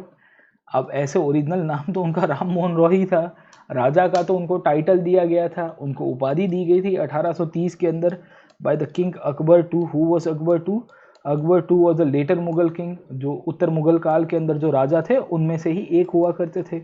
अब समझने की कोशिश करते हैं कि क्या हो रहा है और जो अकबर टू की जो पॉलिसीज थी और राम मोहन रॉय की उस तरह से एक अपना जो है पूरी की पूरी डायमेंशन से उसको समझाने की कोशिश करते हैं। और राम मोहन रॉय 19th सेंचुरी में सबसे अर्लीस्ट रिफॉर्मर के रूप में आए, जहाँ पे राम मोहन रॉय कहते हैं कि हम चाहते हैं कि इंडिया के समाज को इस तरह से बदला जाए, इस तरह से पूरी तरह से चेंज किया जाएगा। अब एक एक करके देखते हैं, let us try to understand कि इनको हम लोग फर्स्ट रिफॉर्मर के रूप में भी पहचानते हैं। He is also known as the father of Indian renaissance. क्या कहते हैं? He is the father of Indian renaissance, या इसको हम लोग बंगाल रेनेसॉ के रूप में भी पहचानेंगे। ठीक है, तो आप एक नया टॉपिक लिख सकते हो इसके अंदर कि द इंडियन रेनेसॉ और द बंगाल रेनेसॉ। क्या कहेंगे? इंडियन रेनेसॉ, या इसी को ही हम लोग बंगाल रेनेसॉ के रूप में भी पहचानते हैं। अब रेनेसॉ किसे कहते हैं? What do mean by the Renaissance? तो क्या हुआ कि भारतीय समाज के अंदर जो जो इश्यूज थे, सामाजिक मुद्दे जो थे, उन सब मुद्दों को काउंटर करते हुए राम मोहन रॉय ने उसके अंदर एक पुनर्जागरण किया। पुनर्जागरण समझ में आता है? पुनर्जागरण की एक ऐसी प्रक्रिया है जहां पे हमको देखने को मिल रहा है कि सामाजिक व्यवस्था के रूप में based on the social systems, people started highlighting, people started questioning, people started discussing, and Ram Mohan Roy was one such person जिन्होंने हाईलाइट किया इश्यूज को। हाईलाइट करते करते सामाजिक व्यवस्था के ऊपर प्रश्न किया और प्रश्न करते हुए समाज को एक नई दिशा दिखा दी। तो इसके लिए उनको रेनेसॉ के रूप में पहचाना गया है। राम मोहन रॉय इनमें से एक हुआ करते थे और इनका पेंटिंग बनाया था 1833 में रेम्ब्रांट पियाल करके एक पेंटर से, उनके द्वारा। राम मोहन रॉय का जन्म 1772 में हुआ था। और अगर आपको जानकारी होगी तो राम मोहन रॉय का थोड़ा बहुत इतिहास मैं आपको बता देता हूँ, सुन लीजिए 2-5 मिनट, आपको पूरा पिक्चर क्लियर होगा कि ये क्यों फादर ऑफ इंडियन रेनेसॉ के रूप में पहचानते हैं। तो बचपन से ही इनका जो ट्रेनिंग था वो बनारस में हुआ था और बनारस में इन्होंने वेद की शिक्षा प्राप्त की थी। और वेद की शिक्षा प्राप्त करने के बाद वापिस आए बंगाल के अंदर, राधानगर नाम की जगह, वहाँ उनका जन्म था। बंगाल के अंदर वापस आने के बाद राम मोहन रॉय का जो स्टोरी है, उनका जो जीवन है आगे चलता है और फिर कंपनी के परिचय में, ईस्ट इंडिया कंपनी के परिचय में। 1790s का दौर था और उस टाइम पे इंडिया में गवर्नर था lord Wellesley, governor general Bengal, बहुत ही पावरफुल था, सब्सिडरी अलायंस करता है। तो ये वेलेस्ली और उसके एडमिनिस्ट्रेशन में परिचय में आते हैं और इनको अंग्रेज़ी थोड़ा बहुत सीखना था। तो फिर इन्होंने अंग्रेज़ी सीखा और फिर कंपनी के दीवानी ऑफिशियल के रूप में ज्वाइन किया। दीवानी ऑफिशियल के रूप में ज्वाइन किए 1800 या 1799 के आसपास की बात है, तब उन्होंने ज्वाइन किया था 98 में। और धीरे धीरे इनका गाड़ी आगे चलता है समाज सुधार के रूप में। क्रिश्चियनिटी के ऊपर लिखा। सबसे पहली उन्होंने किताब लिखी थी आपकी थी गिफ्ट टू मोनोथीस्ट, तोहफत उल मुआउद्दीन। तो तोहफत उल मुआउद्दीन जो आपकी जो किताब है गिफ्ट टू मोनोथीस्ट, उसमें उन्होंने एक ईश्वरवाद के बारे में लिखा था कि भगवान एक ही है, एकच ब्रह्म। उसके बाद उन्होंने क्रिश्चियनिटी के ऊपर भी किताब लिखी, परसेप्ट्स ऑफ जीसस, 1820s में लिखते हैं, वो तो काफ़ी बाद लिखेंगे। बट उसके पहले हम लोग राम मोहन रॉय को याद रखते हैं 2-3 चीज़ों के लिए। नहीं, 1809 के आसपास लिखते हैं परसेप्ट्स ऑफ जीसस के बारे में। उसके बाद राम मोहन रॉय एक इंस्टीट्यूशन बनाएंगे जिसका नाम था आत्मीय सभा, 1815 में बनाएंगे। और फिर 1820 के दशक में इनके संवाद कौमुदी और मीरातुल अखबार करके 2 न्यूज़पेपर भी पब्लिश हुए। ये एक बंगाली में था और एक पर्शियन लैंग्वेज में था। उससे भी हमको समझ में आता है कि राम मोहन रॉय एक ऐसे रिफॉर्मर के रूप में हम लोग कह सकते हैं जिनका कंट्रीब्यूशन कुछ अलग ही प्रकार से था। ये वही राम मोहन रॉय है जिन्होंने 1825 के अंदर एक कॉलेज की स्थापना की थी जिसका नाम था वेदांत कॉलेज, और 1828 तक आते आते इन्होंने ब्रह्म सभा की शुरुआत की। तो 1828 में ब्रह्म सभा बना, इसका नाम बदल दिया गया ब्रह्म समाज। समझे कि नहीं समझे? ब्रह्म समाज क्यों बना था? क्योंकि ये वेद का शिक्षा प्राप्त करके आए थे और इनका मानना था कि भारत के अंदर जो पंडित वर्ग है, पंडित वर्ग मतलब जो प्रीस्टली क्लास है, जिस हिसाब से अपना रिलीजन को इंटरप्रिटेशन का काम करता है, उन सबको बदलना है। कॉमन मैन को धर्म के पास लेके जाना है पर कर्म कांड से दूर करना है।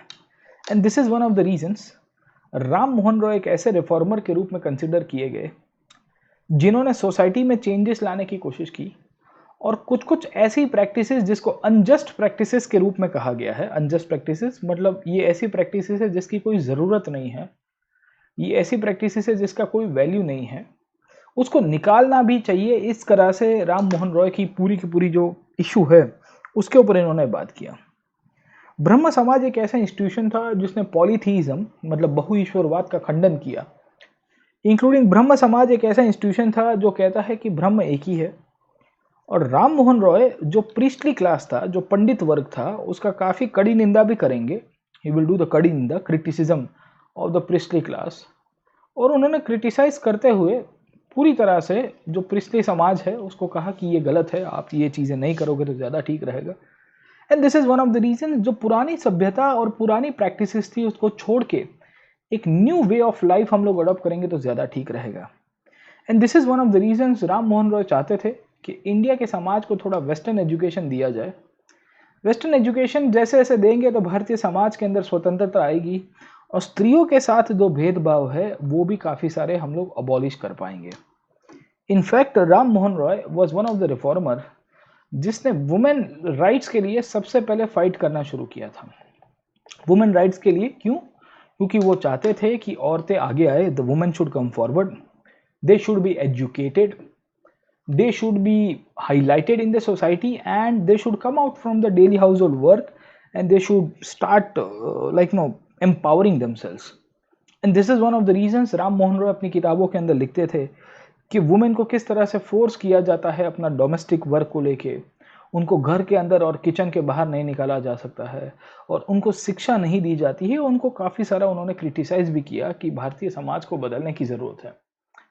और ये वही राम मोहन रॉय थे जो देख रहे हैं कि भारतीय समाज के अंदर जब वुमेन राइट्स की बात करेंगे तो वुमेन राइट्स के अंदर हमको मिल रहा है कि विडोहुड एक बहुत ही बड़ा, मैं कहूँगा, डिस्ग्रेस था और बहुत ही इनऑस्पिशियस कंडीशन के रूप में इसको गिना जाएगा। अब why widowhood was considered as inauspicious according to Ram Mohan Roy? Ram Mohan Roy क्यों विडोहुड को इनऑस्पिशियस कहते थे? तो स्टोरी यह है कि राम मोहन रॉय जब बंगाल के अंदर घूमा करते थे इन मल्टीपल प्लेसेस, तो राम मोहन रॉय देख रहे हैं कि बहुत सारी औरतें या बहुत सारी स्त्रियां जिनके हस्बैंड बहुत ही यंग एज में गुजर गए हैं, उनको ये चिता के ऊपर बिठा दिया जाता था। और उन्होंने पूरे बंगाल का उस टाइम पे स्टडी भी किया था क्योंकि वो दीवानी ऑफिशियल थे। By the way, Deewani official समझ में आता है आपको? मैंने दीवानी राइट्स के बारे में बताया था, याद आया कि नहीं? लैंड रेवेन्यू के ऑफिशियल थे साहब। हाँ, अंग्रेजों के साथ काम करते थे लैंड रेवेन्यू कलेक्शन में। इसके लिए उनके पास दीवानी ऑफिशियल का लाइसेंस था, परमिट थी उनके पास। तो लैंड रेवेन्यू का सब काम करते थे सरकार के साथ। सरकारी इंसान थे ऐसे तो, बट हम लोग ये भी कह सकते हैं कि इन्होंने भारतीय समाज के ऊपर उतना ही ध्यान रखा है। तो राम मोहन रॉय ने देखा कि विडो की कंडीशन बहुत ख़राब है, तो वो चाहते थे कि उस टाइम पे जो विडोहुड सिस्टम है और विडो की जो सिचुएशन है उसको हाईलाइट किया जाए। तो जब विडोहुड को उन्होंने अबॉलिश करने के लिए कैंपेन चलाया तो लोगों ने उनका विरोध किया कि तुम्हें पता नहीं है भारतीय धर्म में ये सब लिखा गया है।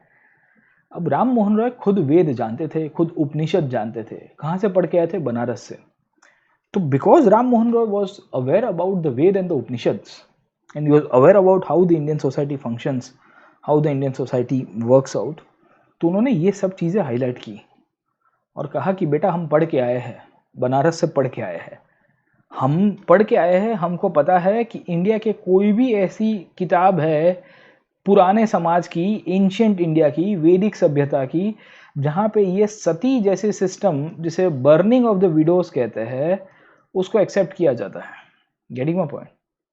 तो ये सिचुएशन में Ram Mohan Roy, who was already aware about the Sanskrit, Persian and also the other languages, करीबन 7 से 8 भाषा जानते थे Ram Mohan Roy. He was a linguist and he had studied comparative literature. comparative literature का मतलब समझ में आता है, एक से ज़्यादा उन्होंने भाषा पढ़ी थी और एक से ज़्यादा भाषा जानते थे। और इसके कारण जब राम मोहन रॉय इंडिया के सोशल रिफॉर्म्स के बारे में जब लिखेंगे, तो उन्होंने इन सब चीज़ों की क्रिटिसिज्म की। उन्होंने कहा कि sati has no religious sanction, nowhere in any of the Ved and the Upanishad and the Brahmanas and the Aranyakas it has written कि that a woman whose husband passes away has to accept the sati system and has to sit on the funeral pyre. ये सती system का ancient India में origin हमको बहुत ही letter वैदिक period के बाद, या मैं कहूँगा somewhere in the Sangam age में पता चलता है। संगम एज में भी बहुत ही ब्रीफली पता चलेगा। प्रॉपर सती का मेंशन करीबन 6th सेंचुरी के आसपास किया गया था एंशियंट इंडिया में।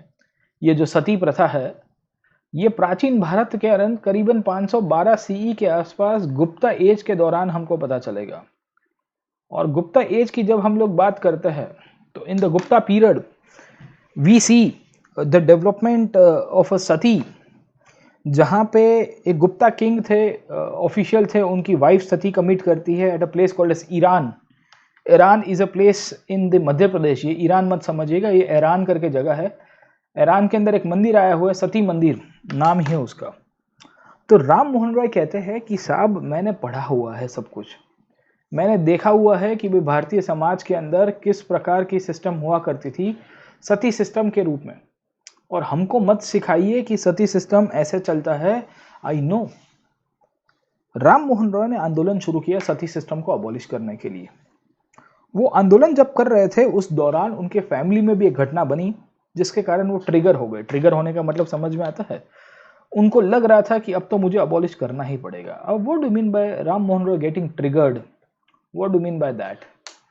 ट्रिगर्ड होने का मतलब ये होता है कि राम मोहन रॉय की फैमिली के अंदर उनके ब्रदर थे, उनकी वाइफ हुआ करती थी, उनके ब्रदर की मृत्यु हो गई, और उनके ब्रदर की वाइफ मतलब राम मोहन रॉय की भाभी कह सकते हैं हम लोग, उनको सती कमिट करना पड़ा। और राम मोहन रॉय बहुत ही सदमे में आ चुके थे बाय दिस टाइम। उनको लग रहा था कि how come this is possible that a lady who is so young, मतलब बहुत ही यंग एज में उनके ब्रदर की मृत्यु हुई थी, और उनकी जो ब्रदर की वाइफ थी वो तो उनसे भी छोटी थी, मतलब 4, 5, 7 साल 10 साल का डिफरेंस तो पहले ऐसे ही चलता था मेल एंड फीमेल के अंदर, हस्बैंड वाइफ के अंदर। आजकल तो क्या है कि हस्बैंड वाइफ के बीच में जो एज गैप होती है कम होती है, 2-3 साल जनरली, या अभी साथ में पढ़ते होते, लव मैरिज करते तो एक ही एज की मिल जाएगी। पहले तो ऐसा था कि हस्बैंड 25 साल का होगा, जो वाइफ होगी वो 15 साल की होगी। हस्बैंड 30 साल का है, वाइफ होगी 15, 18, 20 साल की, है ना, तो 10-12 साल का डिफरेंस आपको बहुत मिलेगा। तो उनके ब्रदर की जब मृत्यु हुई तो उनकी भाभी को सती के रूप में बिठा दिया गया, और राम मोहन रॉय को ये सदमे में लग गया। तो उन्होंने फिर सरकार को लिखा कि सर आप अबॉलिश करिए ये सती सिस्टम को, ये गलत बात है। और इसी के कारण वी सी कि गवर्नमेंट के अंदर भी कुछ लोग बैठे थे जो देख रहे हैं कि ये सती सिस्टम को अबॉलिश करने का टाइम आ चुका है। 1770s के अंदर वॉरेन हेस्टिंग जैसे लोग उस टाइम पे इंडिया की सोसाइटी में इंटरफियर करने से कतराते थे, पर 1829 तक आते आते हमको देखने को मिलता है विलियम बेंटिक जैसे लोग गवर्नर के रूप में बैठेंगे। और विलियम बेंटिक जैसे लोग जब गवर्नर के रूप में बैठेंगे, तो विलियम बेंटिक कहते हैं कि ये जो सती प्रथा है इसको अभी नाबूद करने का समय आ चुका है। This is now the time to abolish the sati system. The reason why it is the time to abolish the sati system is because sati प्रथा जो है ये एक ऐसी प्रथा के रूप में उभर के आई है जो स्त्रियों के अधिकार की बात नहीं करती है।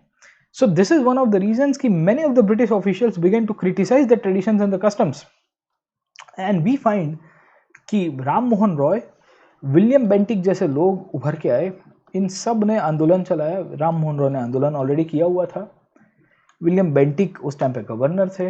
1829 में दिसंबर महीने के अंदर बंगाल के अंदर सती सिस्टम को अबॉलिश किया गया, और इस तरह से हम लोग को देखने को मिलता है कि इंडिया के अंदर सती प्रथा को नाबूद कर दिया गया। और इस तरह से राम मोहन रॉय एक ऐसे अर्लीस्ट रिफॉर्मर के रूप में हमको मिलते हैं। उन्होंने मोटिवेट किया दूसरे जनरेशन के लोगों को, second generation of the reformers, जो 1850s के दशक में, 1850 के दशक में लेटर रिफॉर्मर्स के रूप में उभर के आएंगे, जो राम मोहन रॉय के नक्शे कदम के ऊपर आगे चलेंगे। और उनको जब जब इनफैक्ट कोई भी ऐसी पद्धति को चैलेंज करना होता था, whenever they wanted to challenge a practice जो लगती थी कि भारतीय समाज के लिए हार्मफुल है या घातकी है, तो they used to find a verse or a sentence in the ancient text that supported their point of view। क्या कहते हैं राम मोहन रॉय ने? क्या किया? लोगों ने कहा कि सती तो हमारे धर्म का पार्ट है। राम मोहन रॉय ने क्या कहा कि अगर धर्म का पार्ट है तो दिखाओ, कौन सी किताब में लिखा गया है। जब राम मोहन रॉय ने ये रास्ता दिखाया, the way that was shown by Ram Mohan Roy was followed by others. उसके बाद क्या होगा? जितने भी रिफॉर्मर्स आएंगे सब लोग खोल देंगे वेद, सब लोग खोल देंगे उपनिषद, सब लोग खोल देंगे अपने धर्म की किताबें और बोलेंगे कि देखिए आज की जो प्रैक्टिस चल रही है ये पहले नहीं हुआ करती थी, और आज की प्रैक्टिस जो चल रही वो पहले नहीं हुआ करती थी। उसका मतलब ये हुआ कि अगर हमको रिफॉर्म करना है तो आज की प्रैक्टिसेस को बदलना भी पड़ेगा, आज की प्रैक्टिसेस को हमको पूरी तरह से चेंज भी करना पड़ेगा। और इस तरह से जब हम लोग राम मोहन रॉय के बारे में देखते हैं तो 1772 से लेके 1833 तक हम लोग राम मोहन रॉय की लाइफ को समझ सकते हैं। 1830 में इनको राजा का टाइटल दिया जाता है और 1833 के आसपास इनको ब्रिस्टॉल भेजा गया था by the king Akbar two only to increase the pension of the Mughal emperor of India.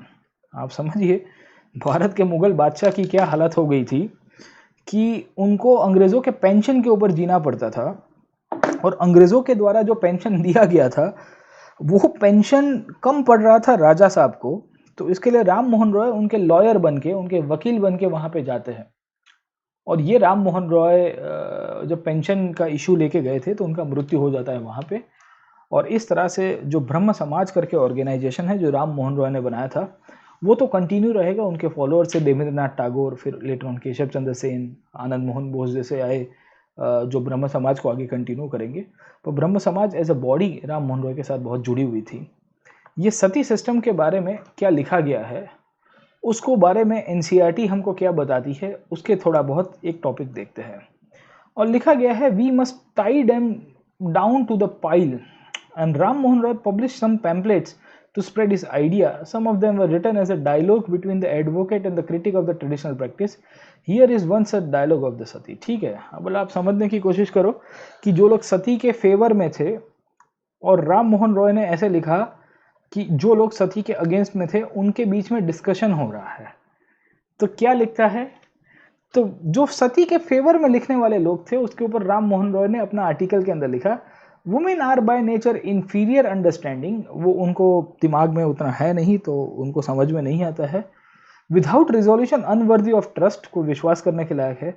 Many of them on the death of their husband became desirous of accompanying them. हाँ, ये क्या कहते हैं कि जब हस्बैंड का मृत्यु होता है तो औरतों को भी ऐसा लगता है कि हमको अपने हस्बैंड के पास चला जाना चाहिए। But to remove every chance of trying to escape from the blazing fire in burning them we must tie them down to the pile. मतलब क्या है? तो ये जब सती सिस्टम के अंतर्गत लोग कहते हैं कि जब इनफैक्ट औरतों को सती कमिट कराया जाता था, तो जब कोई भी बॉडी को इनफैक्ट लकड़ों के बीच में जलाया जाता था तो औरत को तो ऊपर बिठा दिया जाता था क्योंकि ये तो डेड बॉडी है। समझे आया कि नहीं आया? ये जो कोई लेडी है जिसका हस्बैंड गुजर गया है उसको ऊपर बिठाना है, पर जब आग लगती है, जब ज्वालाएं जलती है तो क्या सिचुएशन हो जाती है?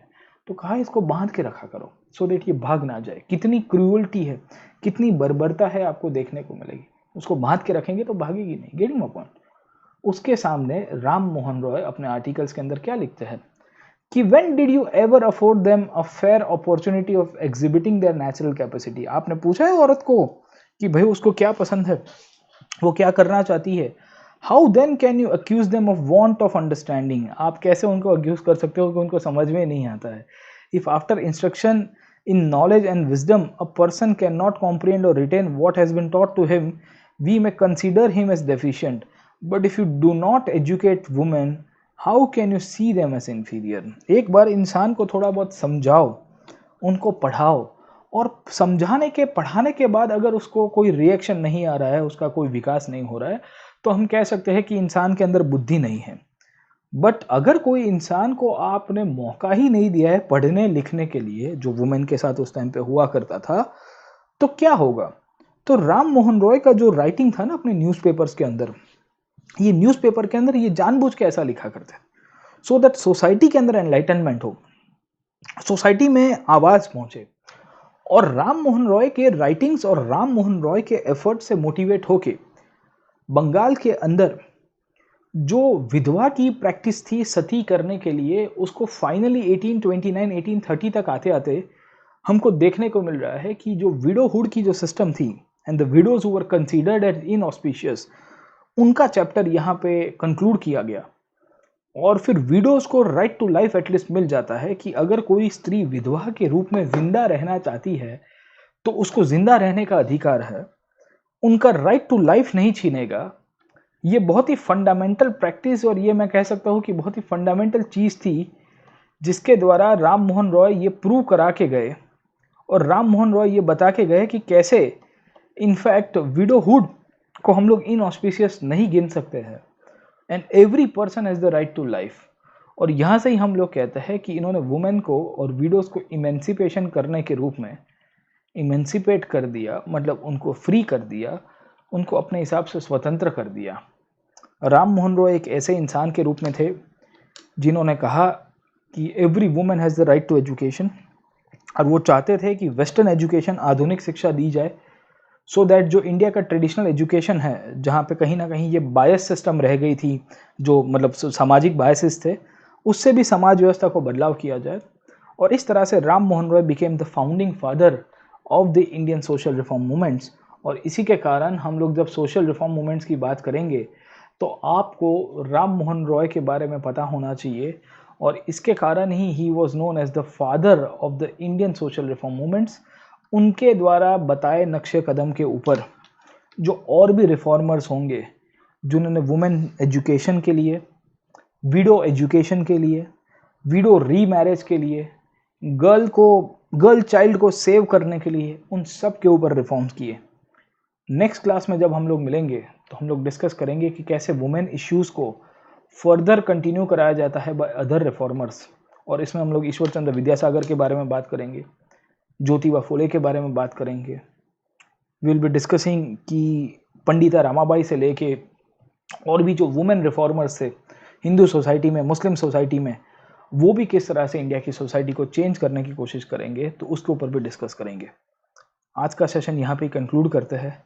आज का सेशन कंसेप्चुअल ज़्यादा था, और हमको ये देखना है कि इंडिया में सोशल रिफॉर्म मूवमेंट जब हुए तो सोशल रिफॉर्म मूवमेंट्स के शुरू करने के पीछे इश्यूज़ क्या क्या थे, इश्यूज़ के साथ कैसे डील किया गया है, और हमने देखा कि रिफॉर्मर्स के रूप में राजा राम मोहन रॉय का क्या रोल प्ले था। ये राजा राम मोहन रॉय के बारे में क्या रोल प्ले था, तो उनकी पूरी हिस्ट्री मैंने आपको बताई है। आप किताब के अंदर पढ़ोगे तो लिमिटेड ये लिखी है, पर मैंने आपको फैक्ट बताई है। संवाद कौमुदी, परसेप्ट्स ऑफ जीसस, तोहफतुल मुआवुद्दीन, हाँ, तो ये सब आपकी किताबें हैं, नाम याद रखेगा। अनुष्ठान करके एक पैम्पलेट आया करता था। बहुत सारे इंस्टीट्यूशंस, बॉडीज़ हैं। राम मोहन रॉय को एनसीईआरटी सेंटर कितना पढ़ते हैं, but Ram Mohan Roy as a reformer अगर आप देखिए तो वो एथिक्स में भी काम में आता है, ऐसे में भी काम में आता है, सोशल इश्यूज़ के अंदर, और हिस्ट्री में तो ज़रूर से काम में आएंगे। तो मैं आपको वेलकम करूँगा कि अगर आप और डिटेल के अंदर, एनसीईआरटी फाउंडेशन तो मैं आपको यहाँ पे कराने ही वाला हूँ, मैंने आपको पहले बताया है, but UPSC requires the more foundation plus the applied building. तो आप मेरे कोर्सेज के अंदर जुड़ सकते हो। अभी मॉडर्न हिस्ट्री का कोर्स चालू है, और आगे मैं दूसरे कोर्सेज लेके आऊँगा on the art and culture and various topics in the ancient India. तो आप जुड़ सकते हो on the Unacademy. PN Live is my referral code. Please use this code, referral code, and you can achieve 10% discount as well. और आप मेरे साथ connect हो पाओगे। सबसे बेस्ट पार्ट यही है इनफैक्ट आप यूपीएससी सीएसई की तैयारी करना चाहते हो तो हिस्ट्री सबसे बेस्ट प्लेटफॉर्म के रूप में, या मैं कहूँगा सब्जेक्ट है जो आपका फाउंडेशन तैयार कराएगा और आपके सब्जेक्ट्स के अंदर क्लैरिटी देगा, जो आपको फर्दर दूसरे सब्जेक्ट्स के अंडरस्टैंडिंग में भी मदद करेगा। तो इसके लिए मैं आपको सजेस्ट करूँगा कि आप हिस्ट्री से शुरुआत करिए and start attending my classes. मेरे जो भी क्लासेस मैं अनअकैडमी प्लस के ऊपर पढ़ाता हूँ उसमें फाउंडेशन इंक्लूड होता है, प्लस एप्लीकेशन भी इसकी होती है। अप्लाइड जो मल्टीपल रेफरेंस बुक्स है उन सब को स्टडी करने के बाद, अपनी खुद की इंडिविजुअल नोट्स बनाने के बाद, फिर वहाँ से आपको पूरी तरह से कॉम्प्रिहेंसिव तैयारी कराऊंगा। मेरे जो भी सब्जेक्ट्स अटेंड करते हैं उन सब के अंदर मेरे हिस्ट्री के जितने भी टॉपिक्स हैं उनकी एक स्लाइड्स पीपीटी सब तैयार होती है। मोर देन 3000 प्लस स्लाइड्स का और हैंडआउट्स का पूरा मटेरियल जनरली मैं स्टूडेंट्स को अवेलेबल कराता हूँ जो मेरे प्लस कोर्सेज को ज्वाइन करते हैं। When they join my plus course and they use my referral code PNLive, तो I give them the subject जो मेरा उसमें स्पेशलिटी है उसमें सबका मटेरियल दे दूंगा।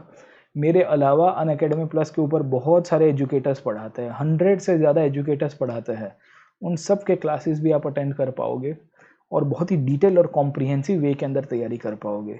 If you got any subscription related query, you are most welcome to call us on this number. मैं आपको सजेस्ट करूंगा कि आप जब सब्सक्रिप्शन लो तो 2 ईयर्स का सब्सक्रिप्शन लीजिएगा बेटा, क्योंकि 2 ईयर्स में क्या होगा कि आप फाउंडेशन करोगे। हिस्ट्री जैसा जीएस का सब्जेक्ट करने में ही मैं आराम से 6 से 8 महीना लग जाता है, क्योंकि इतने सारे टॉपिक्स को पढ़ाते पढ़ाते 1.5-2 महीना करोगे तो भी आपका आराम से 8-9 मंथ्स 12 मंथ्स के आसपास चला जाता है। बीच में छुट्टी भी आएगी, गैप भी आती है, थोड़ी बहुत दिवाली आता है, ये वो आता है ना, है ना। तो आपको मैं वही सजेस्ट करूंगा कि if you are planning to take the subscription, go for 2 year subscription and like share and subscribe to this platform. हमको ज़रूर से बताइएगा आपको ये सेशंस कैसे लग रहे हैं। ये मेरा टेलीग्राम चैनल है, you can join this Telegram channel for further updates. This is my referral code PNLive, ये मेरा रेफरल कोड है PNLive, इसको यूज़ करिएगा 10% डिस्काउंट के साथ। Any query regarding subscription you can contact us on this number. Next class में मिलेंगे तो और भी रिफॉर्मर्स और भी इश्यूज़ के ऊपर चर्चा करेंगे। ये टॉपिक थोड़ा लंबा खींचेगा, इसके ऊपर हम लोग आराम से 4-5 लेक्चर लेंगे सोशल रिफॉर्म्स के ऊपर, NCERT सेंट्रिक सोशल रिफॉर्म्स के ऊपर, और इसके आगे पीछे की बातें हैं वो तो मैं आपको बताता ही रहूँगा। तो बहुत इंटरेस्टिंग वे के अंदर डील कर रहे हैं हम लोग NCERT के टॉपिक्स को। आज का सेशन यहाँ पे ही कंक्लूड करते हैं और नेक्स्ट क्लास में मिलेंगे तो will be discussing further on this topics and I will see you in the next session. Till then keep studying and thank you very much.